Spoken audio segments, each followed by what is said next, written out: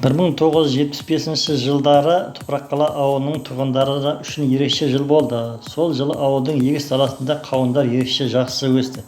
Барлық ауыл жұрты үшін бұл оқиға үлкен қуанышқа айналды. Сол кездері ауылдың негізі кіріс көзі егін шаруашылығы болғандықтан қауын өсіру өте маңызды іске айналды.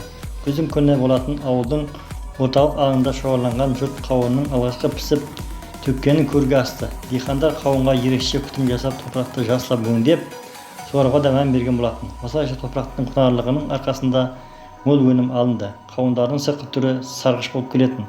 Осы қауындарды біздің бүткіл ауылдарға, қалай берсем, мынау Бұхара облысы, Газли, Әлменғара, Ташкент, Ресейге де аттандырылды.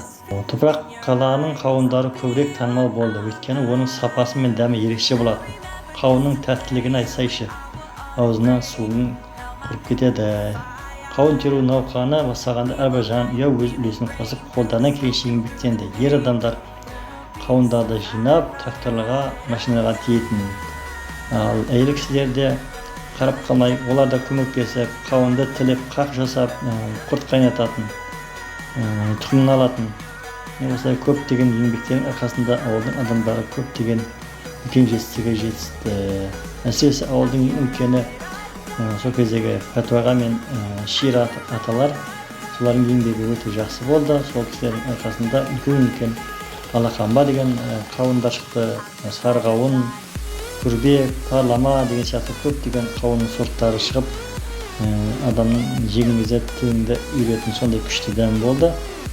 Сол кісілердің еңбегін енді айтып, осы күні жастарға жеткізу біздің парызымыз деп ойлаймын. Қауындардың арқасында ауылдың экономикасы жақсарып, тұрғындардың тұрмыс-тіршілігі көтерілді. Мінекей осы әңгімені мен өзім келешек жастарға сабақ болсын деп айтып отырмын. Мені құрастырған Семей Емекбайұлы.